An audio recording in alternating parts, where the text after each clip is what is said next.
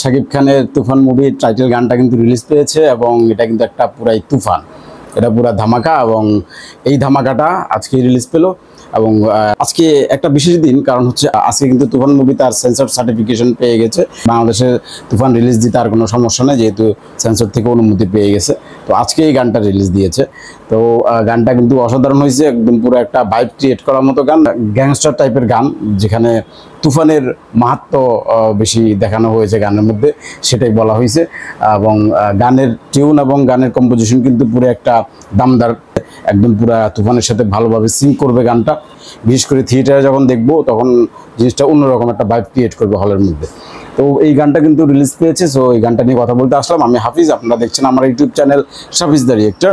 আমি এই তুফান মুভির যাবতীয় প্রায় সব কিছুই আমার চ্যানেলে দেখতে পাচ্ছেন, কারণ আমি অন্য কারো কিছু রিয়াকশন রিভিউ করি আর না করি, শাকিব খানেরটা সবসময় করি, কারণ আমি শাকিব খানের বিগ ফ্যান। সেটা সেই বাচ্চা আমল থেকে, শাকিব খানের ক্যারিয়ারের শুরু থেকে বলা যায়। তো যাই হোক, গানের ডিটেলস নিয়ে কথা বলি। গানটা এক প্রকার একটা লিরিক্যাল গান হয়েছে। গানের মধ্যে ব্যাকগ্রাউন্ডে গানের যে কথাটা সেটা দেখানো হয়েছে। গানের শুরুটা যেভাবে হয়েছে সেটা নিয়ে একটু বলি। দেখানো হয়েছে একটা নির্জন এরিয়া মনে হচ্ছে, যেটা এই এরিয়াটা খুবই শুনশান নীরব একটা এরিয়া, যেখান দিয়ে গাড়িগুলো আসছে এবং সেখানে যেখান দিয়ে তুফান আসছে এবং তুফানকে অভ্যর্থনা জানানোর জন্য তার গ্যাংস্টাররা লাইন ধরে দাঁড়ায় আছে। সো এটা খুবই দারুণ লাগছে বিষয়টা। এবং সিনেমাটোগ্রাফি দুর্দান্ত, কালার গ্রেডিং দুর্দান্ত, এগুলো নিয়ে বলার কিছু নয়, রায়ান রাফির মুভি বলে কথা। তারপরে সিনে যেটা হলো যে শাকিব খানকে দেখানো হয়েছে, সে গাড়ির মধ্যে আছে, গাড়ি থেকে নামছে। গাড়ি থেকে নামার লুক তো পুরাই আগুন। এই লুকগুলো কিছুটা অ্যানিমেলের লুকের সাথে মিলে যায়, বাট এগুলাকে আপনি কপি বলতে পারবেন না কোনোভাবেই, বিকজ অফ এগুলা কপি না। এগুলা মুভির এক একটা ভাইব থাকে, এক একটা মুভির এক একটা ধরন থাকে। এটা হচ্ছে ওটা যেরকম একটা গ্যাংস্টার টাইপের মুভি, এটাও একটা গ্যাংস্টার টাইপের মুভি। সো এই জন্য বিষয়গুলো কিছুটা লুকগুলা দেখাতে গেলে মিলে যায়। তারপর এখানে দেখতে পাচ্ছি একটা পার্টির সবাই শাকিব খান অভ্যর্থনা নিচ্ছে সবার কাছ থেকে।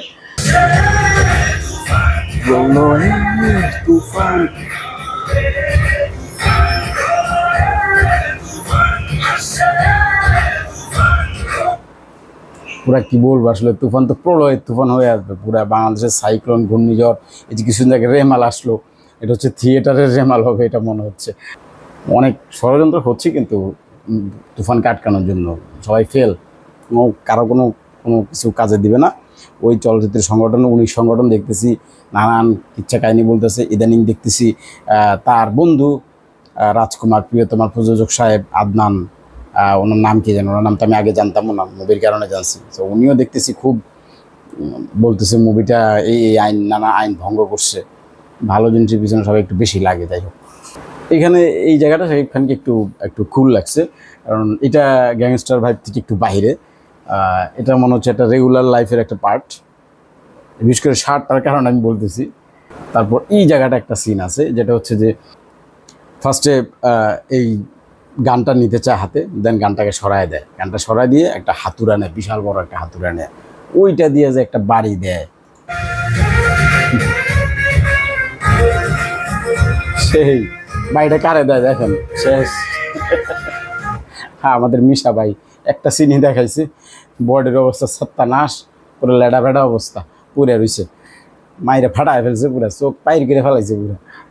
মিশা ভাই ইজ ওভার, একটা সিনই দেখাইছে, ওটাতেই ওভার।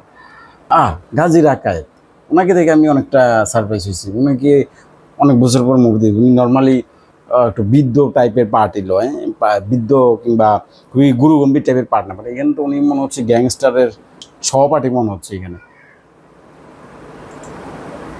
এখানে একটা ফাইট সিন আছে, এখানে একটা ফাইট সিন আছে করা, সেই ইটভাটার মধ্যে ফাইট সিন, সেই এটা।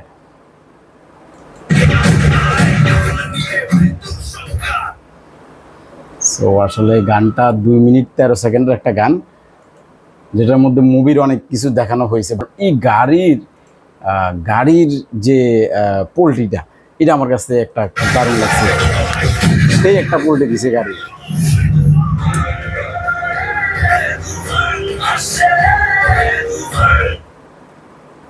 এখানে একটা সিন আছে যেটা টিজারের মধ্যেও ছিল, যে একটা জায়গা হয়তো তারা বিজয়ী হয় মনে হচ্ছে, কোথাও একটা চুনাও হয়তো নির্বাচন টাইপের কিছু একটা হবে, সেখানে তারা বিজি হয়, সেখানে তারা উদযাপন করছে নিচে। এই সিনটা এখানে রাখা হয়েছে, তার গলায় ফুলের মালা দেওয়া হয়।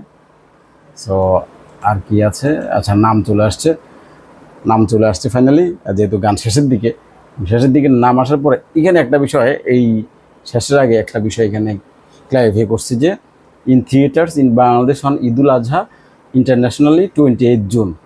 সো এটা কিন্তু ভালো করছে যে ইন্টারন্যাশনালিটা বলতে আমরা কিন্তু কলকাতাতেও একসাথে রিলিজ পাচ্ছে না, তাহলে কলকাতাতে 28 জুন রিলিজ পাচ্ছে, এবং ওয়ার্ল্ড ওয়াইড পুরো বলতে গেলে ওয়ার্ল্ড ওয়াইড 28 জুন রিলিজ পাচ্ছে। বাংলাদেশে তো ঈদুল আজহা যেদিন হয় সেদিন থেকে শুরু হবে তুফান। তো এই ছিল আসলে তুফান টাইটেল ট্র্যাকের রিভিউ। আসলে আমি এই এতটা এক্সাইটেড, আসলে এই গানটা কয়েকদিন ধরে দেখতেছি যে এটা আসবে, বাট আজকে আসবে এটা আমি চিন্তা করি নাই। আমি কাজ থেকে আসার পরে দেখি এটা রিলিজ পেয়ে গেছে, সাথে সাথে বসে পড়লাম আপনাদের সাথে ফিলিংস শেয়ার করার জন্য, কারণ আমি নিজেও অনেক বিগ ফ্যান। সো এই তো, কেমন লাগলো ভিডিও ভালো লাগলে লাইক দিবেন, কমেন্ট করতে পারেন। দেখা হচ্ছে পরবর্তী তুফানের রিভিউ ভিডিওতে। সে পর্যন্ত ভালো থাকবেন সবাই।